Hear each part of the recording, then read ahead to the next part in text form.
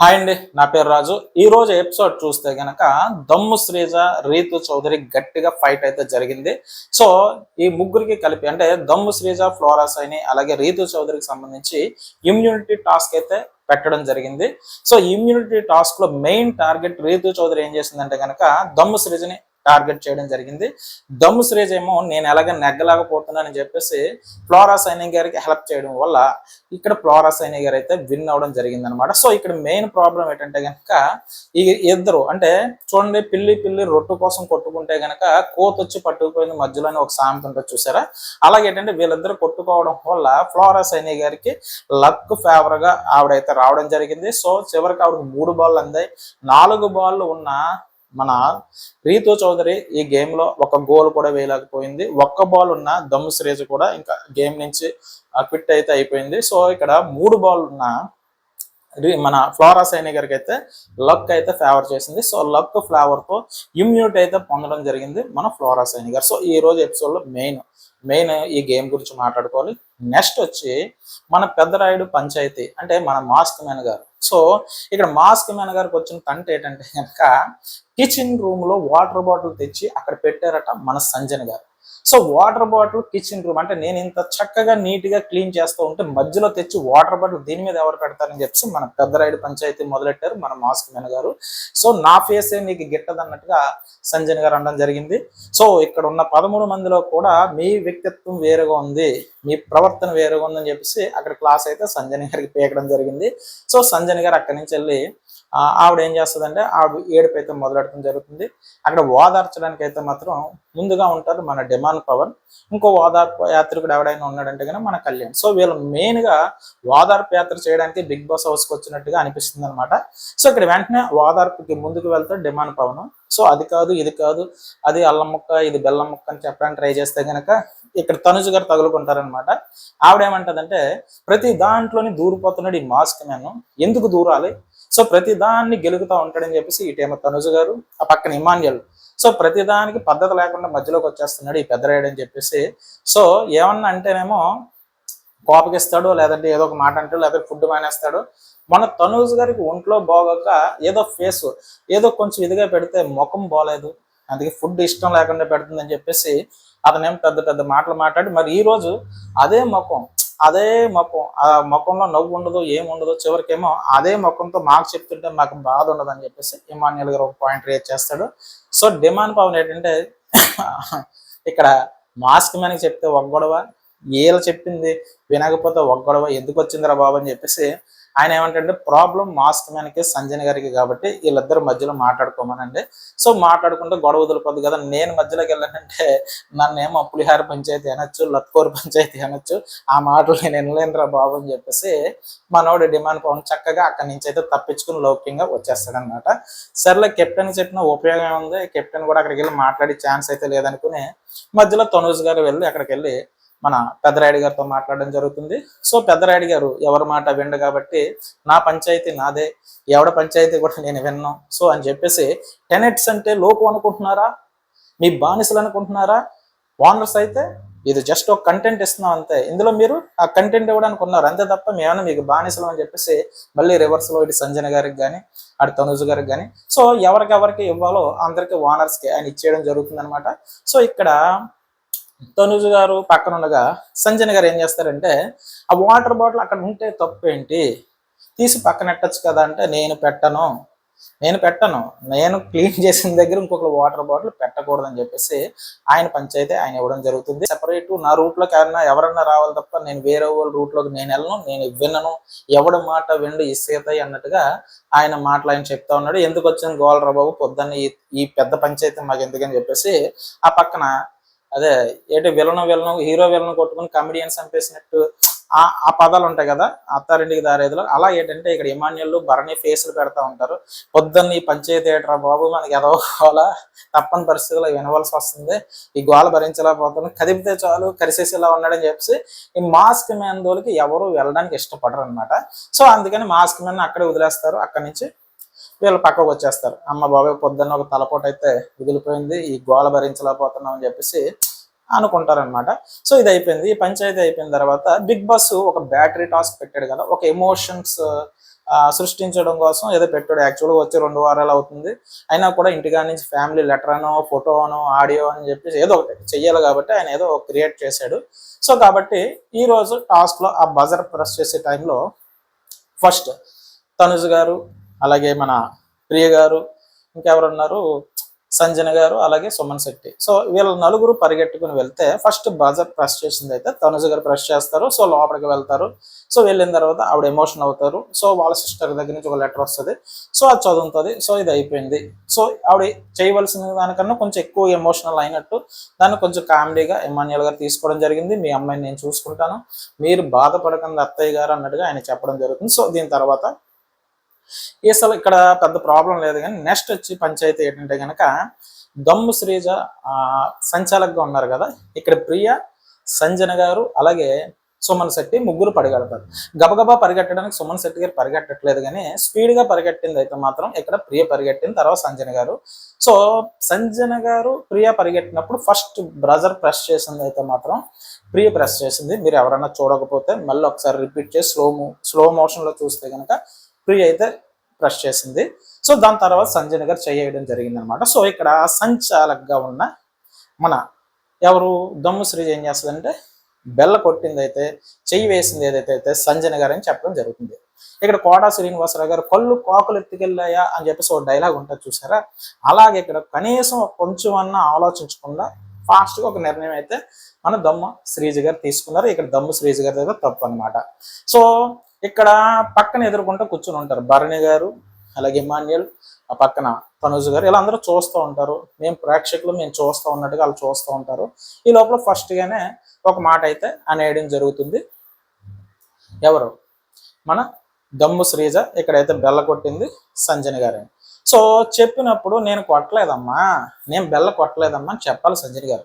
నేను కొట్టాను, నేనే ముందు కొట్టాను అని చెప్తారు సంజన గారు. సో సంజన గారు ఫస్ట్ నుంచి దొంగాట తొండాట అన్నట్లు అయితే మాత్రం ఫస్ట్ నుంచి ఆడేస్తున్నారు కాబట్టి సో ఆవిడ ఆ కోణంలోనే వెళ్ళిపోతుంది ఎదరికని నాకు అనిపించింది. సో ఇక్కడ ప్రియ గారు ఒక పాయింట్ రేజ్ చేస్తారు, ఒక ఎక్స్ప్రెషన్స్ పెట్టి, అంటే నేను కొట్టినా కూడా నువ్వు కొట్టలేదు అంటున్నావు అని చెప్పేసి అవాక్ అవుతుంది అనమాట. సో ఆవిడ అవడంలో తప్పులేదు, కానీ చిరిగి చాట్ అంటే ఇంత చేయకూడదు అనమాట. సో జరిగిన ఇన్సిడెంట్ ఇక్కడ జరిగింది. సో ఈ తగు పంచాయతీ అలా పెద్దది అవుతుంది అనమాట. సో దీంట్లో ఈ కొంచెం నిమిషం ఆలోచించిన తర్వాత దమ్ము శ్రీజ ఏమనుకుంటుంది, మరి ఏం చర్చించారో లేదా లైవ్ లో ఏం జరిగిందో మనకు తెలియదు, ఎపిసోడ్ లో అంతగా చూపించలేదు కాబట్టి తర్వాత ఏమంటుందంటే సంజన గారు చెయ్యేసినా కూడా ప్రెస్ చేసింది అయితే మాత్రం మన ప్రియ కాబట్టి ప్రియకి ఇస్తున్నానని చెప్పారు. సో సంజన గారు వేసింది టేబుల్ మీద చెయ్యేశారు, కానీ ప్రెస్ చేసినా చెయ్యేసినా ఏం వేసినా కూడా ప్రియ వేసింది అనమాట. ఇక్కడ పప్పులో కాలేసింది సంచాలకుగా అయితే మాత్రం మన దమ్ము శ్రీజ. సో ఇక్కడ రచ్చ స్టార్ట్ అయింది. ఏట్రా బాబు పొద్దున్నే టిఫిన్ తిని కూర్చున్నా, ఈ గోల్ ఏంటి మాకు, ఇది ఇప్పుడు అయ్యే పంచాయతీ కాదు, అసలే వీళ్ళిద్దరు కలిపి ఎవడ మీదన్నా పడితే అది వేరే ఘోరం.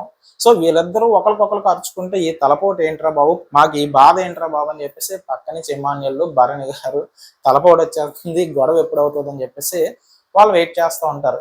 ఈ గొడవ బేగా అయిపోతుంది. పొద్దున్నే మాస్క్ మీద ఒక పెద్ద పంచాయతీ పెట్టాడు, ఇది ఒక నస అనుకుంటే లోపు మళ్ళీ ఈ నస కార్యక్రమం స్టార్ట్ అయింది. సో ఇది ఎప్పుడు అవుతుందో కూడా తెలియదన్న ధోరణిలో వాళ్ళిద్దరూ మాట్లాడుకుంటుంటారు. ఇటు భరణి గారు మాకేంటిది అన్నట్టుగా వాళ్ళు మాట్లాడుకుంటారు. సో ఈ గొడవ అయితే తేలదు. సో ఈ గొడవలో నువ్వు వెళ్ళమ్మా, సంజన గారు కాదు నిన్నే సెలెక్ట్ చేశానని బిగ్ బాస్ చెప్పేది దమ్ము శ్రీజ. సో తిన లోపలికి వెళ్తే వాళ్ళ ఫ్యామిలీ నుంచి ఒక లెటర్ ఏదో ఒకటి వస్తుంది కదా, సో వెళ్ళమని చెప్తే నేను వెళ్ళను, మీరు ముందేమో ఒక మాట మాట్లాడారు తర్వాత ఒక మాట మాట్లాడారు అని చెప్పేసి పెద్ద రచ్చ అయితే చేయడం జరుగుతుంది ప్రియ గారు. సో ప్రియ గారు చేసిన తర్వాత సంజన గారిని వెళ్ళండి అని అంటే కనుక నేను వెళ్ళనన్నట్టుగా ఆవిడ ఉంటుంది. సో తర్వాత ఏమో ప్రియ గారిని వెళ్ళమంటే కనుక బిగ్ బాస్ చెప్తుంది అనమాట, మన ప్రియ వస్తుందని చెప్తే కనుక దీనికి మనం ఎవరు రియాక్ట్ అయ్యారంటే కనుక ప్రియ ఎలా రియాక్ట్ అవుతుంది, థూ అంటది అనమాట. అంటే తూ అని అంటే ఫ్రెండ్షిప్ వీళ్ళ మధ్య ఉంది కాబట్టి ప్రాబ్లం లేదు, కానీ ఆ తూ అన్నది ఏ మాస్క్ మ్యాన్ దగ్గర అంటే కనుక మొత్తం బిగ్ బాస్ హౌస్ని అల్లకొల్లోలం చేసేద్దుడు. తూ అంటే కనుక ఇంత తక్కువ నిర్ణయం తీసుకున్నావా, తూ ఇటువంటి నిర్ణయాలు తీసుకుంటా, చి అన్న పదం వస్తుందా, ఆ అర్థం మీరే తీసుకోండి. ఎందుకంటే కనుక ఆవిడ ఏ ఉద్దేశంతో అన్నది మనకు తెలియదు, కానీ తూ అన్నది అంటది అనమాట. సో తూ అని అనొద్దు, నువ్వు తూ అని చెప్పేసి నా మీద ఉయ్యొద్దు అన్నట్టుగా ఇక్కడ మన మన శ్రీజ చెప్పడం జరుగుతుంది. సో ఇక్కడ వాదార్పు యాత్రికుడు ఎవరైతే ఉన్నారో, సో బిగ్ బాస్ హౌస్ మొత్తం మీద ముగ్గురు వాదార్పు యాత్రికులు ఉన్నారు. అందులో ఇమాన్యుల్ గారు పక్కన పెట్టేస్తే కనుక మెయిన్ ఇద్దరు ఉన్నారు. అందులో డిమాండ్ పవన్, అలాగే మన పవన్ కళ్యాణ్. సో ఇక్కడ వాదార్పు యాత్రకు రెడీ అవుతాడు మన కళ్యాణ్ వచ్చి వాదారుస్తాడు. సో మొత్తం మీద సముదాయించి ఫైనల్ గా బిగ్ బాస్ అదే ఆ పవర్ తీసుకుని ఆ రూమ్ లోకి పంపిస్తారు, కన్ఫెషన్ రూమ్ లోకి. ఆ రూమ్ లో పంపించిన తర్వాత ఆ లెటర్ ఒకటి తీసుకుని ఆవిడ వస్తుంది అనమాట. సో వాళ్ళ అమ్మగారు వాళ్ళు రాసింది, సో నువ్వు గేమ్ అయితే బాగా ఆడుతున్నావు, సో మొత్తం మీద ఇది అయిపోతుంది. సో ఇక్కడతో ఇది అయిపోయిన తర్వాత నెక్స్ట్ బజర్ ప్రెస్ చేయడానికి సంజన గారు అలాగే మన సుమన్ శెట్టి గారు వెళ్తారనమాట. సో ఇక్కడ సంజన్ గారు అసలు కొట్టడానికి ట్రై చేయరు, సుమన్ శెట్టి గారు బెల్ ప్రెస్ చేస్తారు. సో అక్కడ ఏమో 10% ఎంతో ఉంటుంది. సో బిగ్ బాస్ రమ్మన్న తర్వాత లోపలికి వెళ్ళిన తర్వాత సుమన్ శెట్టి గారు, సో మీకు ఇంటికాడ నుంచి ఏమన్నా కావాలని అనుకుంటే కనుక నువ్వు మొదటగా వెళ్ళి భరణి గారిని ఆ సీక్రెట్ బాక్స్ ఓపెన్ చేయమని చెప్పాలి. సో ఓపెన్ చేసిన తర్వాత నీకు ఆ బ్యాటరీ పెరుగుతుంది, సో అప్పుడే మీ ఫ్యామిలీ ఫోటో మీకు వస్తుంది అన్నట్టుగా చెప్తారు. సో ఇక్కడ సుమన్ శెట్టి వచ్చి మన భరణి గారిని ఒప్పించిన విధానం అయితే బాగుంది. ఎందుకంటే కనుక భరణి గారు ఆ షోలోకి ఎంటర్ అయినప్పుడు నా సీక్రెట్ లాక్ ఇది, ఈ సీక్రెట్ బాక్స్, నేను ఈ బాక్స్ ఉంటేనే హౌస్లోకి వెళ్తాను. సో అక్కడ ఏదో ఒక కంటెంట్ అయితే క్రియేట్ చేశారు. సో దీన్ని బిగ్ బాస్ ఇక్కడ రివీల్ చేయమని చెప్పేసి అది సుమన్ శెట్టి గారికి అప్పచెప్పడం జరిగింది.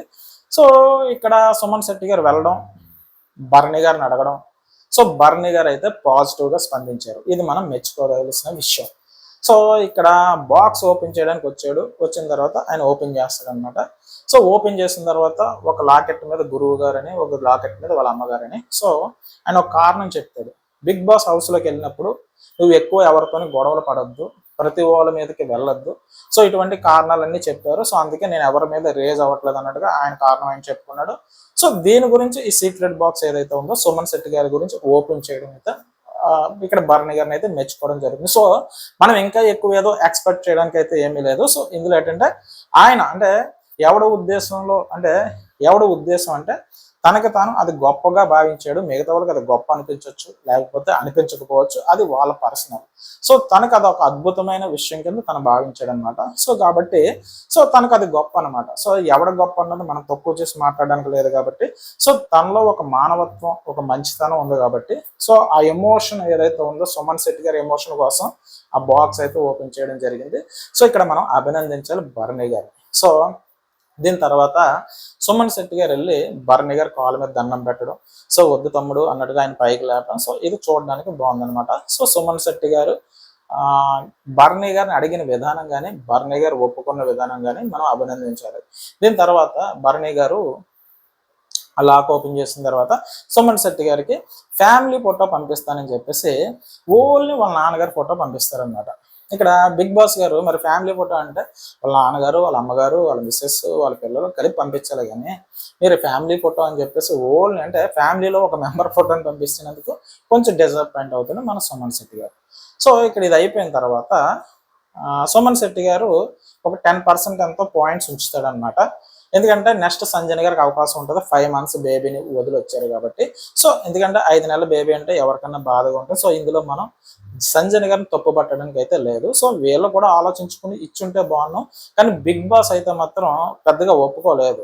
ఎందుకంటే కనుక ప్రియ గారు కూడా రిక్వెస్ట్ చేస్తారు, నా బదులు సంజయ్ గారు వెళ్తారంటే టక్కున లైట్ కట్టేస్తాడు బిగ్ బాస్ అనమాట. సో కాబట్టి సంజయ్ గారు లాస్ట్లో ఉన్నారు కాబట్టి ఏమన్నా అవకాశం ఉంటుందంటే కనుక ఈ టాస్క్ ఇంతటితో ముగిసిపోయిందని చెప్పేసి బిగ్ బాస్ నుంచి ఒక అనౌన్స్మెంట్ వస్తుంది. సో తీవ్ర విచారమ అదే దాంట్లో మునిగిపోతుంది మన సంజయ్ గారు. సో ఇక్కడతో ఈ ఎమోషనల్కి సంబంధించిన ఈ పవర్ టాస్క్ అయితే అయిపోవడం జరిగింది. సో దీని తర్వాత బిగ్ బాస్ ఆ యాపిల్లో పెట్టాడు కదా ఆయన, ఆ బ్లాక్ విత్తనాలు అని చెప్పేసి, ఈ బ్లాక్ విత్తనాలు వచ్చిన వాళ్ళు ఎవరైతే ఉన్నారో వాళ్ళు ముందుకు రండి అంటే కనుక ఆ ముందుకు వచ్చిన వాళ్ళు ఫ్లోరా సైని, అలాగే రీతు చౌదరి, అలాగే మన దొమ్మ శ్రీజ, వీళ్ళ ముగ్గురికి సంబంధించి గురి తప్పకుండా అని చెప్పేసి ఒక టాస్క్ పెట్టాడు.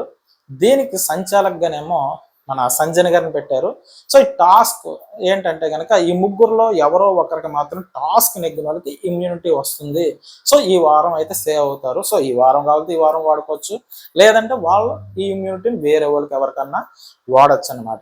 సో ఇక్కడ ఫ్లోరా సైని అలాగే రీతు చౌదరి అలాగే దమ్ము శ్రీజ. సో వీళ్ళు ముగ్గురు. ఇక్కడ సంజన గారు ఏమో సంచాలక్. సో ఇక్కడ బాస్కెట్స్ పెట్టారు, బాల్స్ పెట్టారు, కేజ్ పెట్టారు. ఇక్కడ విషయం ఏంటంటే బాల్స్ ఏమో సంజన గారు వేస్తూ ఉంటే వీళ్ళు పట్టుకుని ఆ కేజ్ ఏదైతే ఉందో అందులో చిన్న దారి ఉంటుంది, ఆ దారి గుండా అంటే ఆ కేజ్ ఆ గృహద్వారం బయటకు వచ్చేసేసి బయట బాల్ వీళ్ళు ఒక ప్లేస్లో పెట్టుకోవాలి. సో ఎవరైతే అట్లీస్ట్ 3 బాల్స్ అనుకుంటా తీసుకురావాలి. సో తీసుకొచ్చిన వాళ్ళు ఎవరైతే ఉన్నారో వాళ్ళైతే నెక్స్ట్ ఆ గోల్ వేయాలన్నమాట. సో ఎవరు ఫాస్ట్గా ఫినిష్ చేస్తే వాళ్ళకి ఇమ్యూనిటీ వచ్చినట్టు, ఈ టాస్క్ నెక్కినట్టు అని చెప్పేసి రూల్స్ చెప్పడం జరిగింది. సో ఇక్కడ రీతు చౌదరి గారు అయితే మాత్రం బక్క పలచగా ఉంటుంది. సో ఇద్దరు బక్క వాళ్ళే చూడడానికి, ఎవరు ఫ్లోరా సైని, సో అలాగే మన దమ్ము శ్రీజ. సో ఫ్లోరా సైని గారిని తక్కువగా అంచనా వేసుకుంది రీతు చౌదరి. సో మన టార్గెట్ అంతా కూడా దమ్ము శ్రీజ మీద పెడదామని చెప్పేసి గట్టిగా టార్గెట్ పెట్టింది. సో ఫిజికల్గా కూడా వాళ్ళిద్దరితో పోల్చుకుంటే strong lady Ritu Chaudhary. So Ritu Chaudhary గారి గురించి మనం ఎన్ని నెగిటివ్ మాట్లాడుకున్నా ఈ ఎపిసోడ్ గురించి చెప్తే కనుక 100% ఎఫెక్ట్ అయితే పెట్టింది. సో అక్కడ ఆవిడ ఏమన్నా తప్పు చేసిందంటే నోటంటూ వదిలి కొన్ని మాటలు అయితే, అంటే గెలడం వేరు, గెలిచిన విధానం వేరు. సో ఎందుకు చెప్తున్నానంటే కనుక నువ్వు గెలిచినా గెలవకపోయినా బయట ఆడియన్స్ని గెలిస్తే నువ్వు ఎన్ని గేమ్లు ఆడినా ఆడకపోయినా సో ఆటోమేటిక్గా ఆ అభిమానులు ఎవరైతే ఉన్నారో వాళ్ళు ఓటింగ్ ద్వారా ముందుకు తీసుకెళ్తారు. సో ఈ గేమ్ నెగ్గాలని లేదు, సో నిజాయితీగా నెగ్గామా లేదా అన్నది పాయింట్. సో చూసే వాళ్ళకి దమ్ము శ్రీజని గట్టిగా పట్టుకొని ఆ మీద కూర్చుని సో ఇటువంటి అన్ని జరిగాయి అనమాట. సరే ఈ గేమ్ మొదలైన తర్వాత సంజయ్ గారు బాల్ వేస్తారు.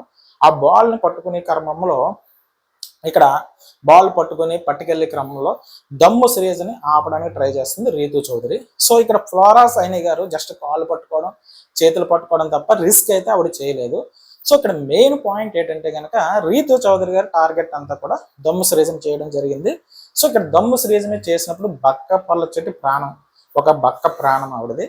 సో దాని మీద అంటే ఆవిడ వీపి మీద అంటే అక్కడ ఎవరైతే ఉన్నారో మన మన మన దమ్ము శ్రీజ గారు, సో ఆవిడ మీద కూర్చుని ఉంటుంది ఇది. సో ఆవిడ మహా అయితే 45-50 ఉండొచ్చేమో వెయిట్ ఉంటే, అంటే నా అంచనా ప్రకారం.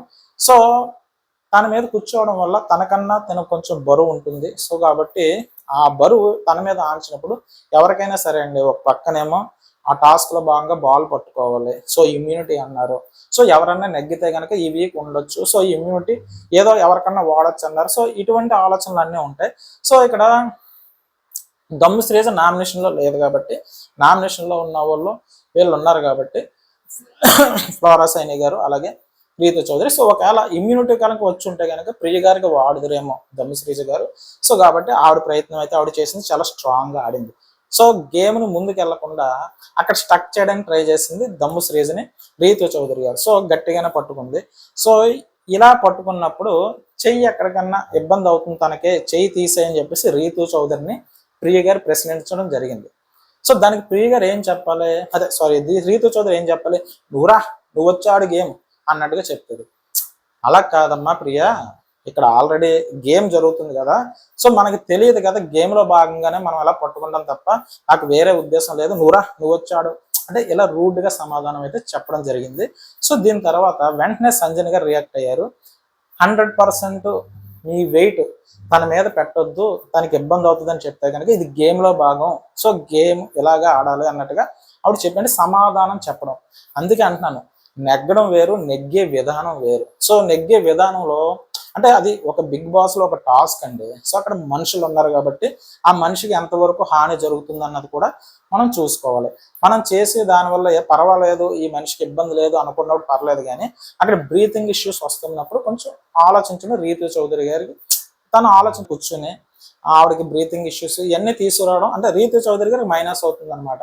సో గేమ్ ఎఫెక్ట్ అయితే బాగా పెట్టింది. సో ఎలా నెగ్గామన్నది కానీ చూసుకోవాలి కాబట్టి సో ఆ మాట్లాడే విధానం కూడా కొంచెం జాగ్రత్తగా మాట్లాడుంటే బాగుందని నాకు అనిపించింది. సో రీతు చౌదరి గారు 100% గేమ్ చాలా బాగా ఆడారు. సో ఆడిన విధానంలోనూ కొంచెం ఆ అమ్మాయిని నొక్కడం కానీ ఇలా చేయడం కానీ. సో ఇక్కడ ఏంటంటే పిల్లి రొట్టు కోసం కొట్టుకుంటే మధ్యలో వచ్చి కోతి పట్టుకుపోయింది అన్నట్టుగా ఇక్కడ ఏంటి ఈ సామెత ఒకటి ఉంది. సో దీన్ని ఎందుకు చెప్పానంటే కనుక మధ్యలో కొట్టుకున్నది దమ్ము శ్రీజ రీతు చౌదరి ఇద్దరు కొట్టుకుంటున్నారు. సో కొట్టుకుంటుంటే మధ్యలో చక్కగా ఈ బాల్స్ ఏదైతే ఉన్నాయో ఆ పట్టుకెళ్ళి కార్యక్రమం చేసింది ఫ్లోరా సైని గారు.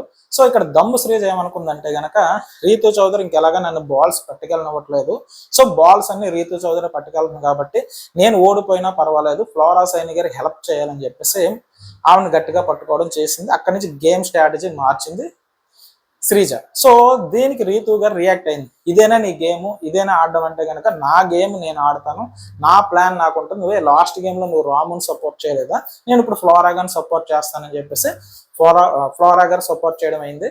సో ఇక్కడ ఒక డైలాగ్ చెప్పడం జరిగింది రీతు చౌదరి, మన దమ్ము శ్రీజ రీతు చౌదరి గారిని, నీకులాగా బూతులు మాట్లాడి అవతల నేను హర్ట్ చేయడం నాకు రాదు, నా గేమ్ ఎలాగ ఉంటుందని చెప్పేసి ఒక మాట అంటే అనడం జరిగింది.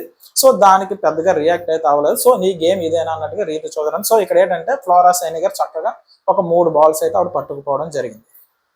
4 బాల్స్ ఏమో మన ఎవరు పట్టుకెళ్లారంటే కనుక 3 బాల్స్ ఏమో తిను, 4 బాల్స్ ఏమో రీతు చౌదరి, 1 బాల్ ఏమో దమ్ము శ్రీజ పట్టుకెళ్ళడం జరిగింది. సో ఇక్కడ దమ్ము శ్రీజ బాల్ వేయడాన్ని సంజన గారు వద్దంటారు, ఎందుకంటే నీ దగ్గర బాల్స్ తక్కువ ఉన్నాయి, నేను గేమ్ నుంచి అవుట్ చేస్తాను, వాళ్ళిద్దరూ ఆడతారు, మినిమం ఇన్ని బాల్స్ ఉండాలంటే వాళ్ళు చెప్తారు, మినిమం 3 ఎన్నో చెప్తుంది అవి. సో ఇక్కడ మధ్యలోకి మాట్లాడుతూ ఉంటారు ఎవరు, మన తనుజ గారు.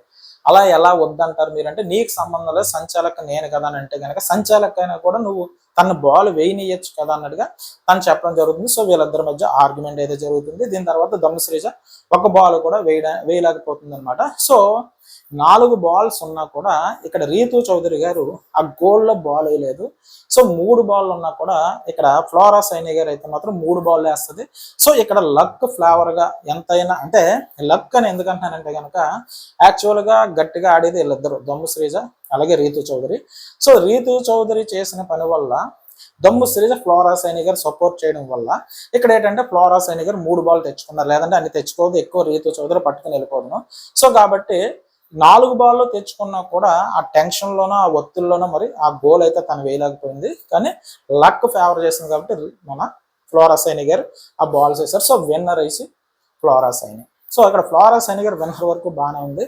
దీని తర్వాత ఏడుపు మొదలెట్టారు రీతు చౌదరి గారు. సో నేను ఈ ఏడుపుని నిన్న మాట్లాడినట్టు తక్కువగా నేను మాట్లాడినా, ఆవిడ జెన్యున్గా అయితే ఆవిడ బాధపడింది. సో ఎందుకంటే కష్టపడింది, సో అక్కడ ఆ కష్టపడింది కాబట్టి నిజంగానే ఏడుపు వచ్చింది. సో ఆవిడ మనసులో బాధ వెలగెక్కింది అనమాట. సో తీవ్ర నిరాశలో ఉంటుంది. ఈ పక్కన డిమాండ్ పవన్ వెళ్ళి ఓదారుస్తారు. సో ఇటు పక్క తనూజ్ గారు, ఇటు పక్క సంజన్ గారు, సో వీళ్ళందరూ ఓదారుస్తారు. సో బాగానే చేశారు. సో గేమ్లో మాత్రం 100% ఎఫెక్ట్ పెట్టింది రీతు చౌదరి. కష్టం అది, ఎందుకంటే ఒక మనిషిని హోల్డ్ చేయడం, ఆపడం. సో తను ఎలా ఆడింది అన్నది పక్కన పెడితే కనుక గేమ్ అయితే మాత్రం గట్టిగానే ఆడింది రీతు చౌదరి గారు. సో ఇక్కడ రీతు గారు ఆడిన దాంట్లో నెగ్గలే చూసారా, ఎఫెక్ట్ పెట్టినా లక్ రాలేదు కాబట్టి ఆవిడ తల కొట్టుకుంటుంది అనమాట. తల కొట్టుకుని గట్టిగా కొట్టుకుంటుంది, నేను ఎంత ఎఫెక్ట్ పెట్టినా నాకు లక్ కలిసి రావట్లేదు, ఇదే కాదు చాలా సార్లు ఇలాగే జరిగిందని చెప్పేసి ఆవిడ బాధపడింది. సో దానికైతే తనూజ్ గారు కానీ, సంజయ్ గారు కానీ, సో ఇమాన్యుల్ గారు కానీ, అలాగే డిమాండ్ పవన్ కానీ ఓదారుస్తారు. సో డిమాండ్ కూడా ఎక్కువసేపు ఓదారుస్తాడు. సరే జరిగిపోయింది, నువ్వు సింహంలాగా పుల్లాగా ఆడేవారు అన్నట్టుగా వీళ్ళందరూ చెప్పడం జరుగుతుంది.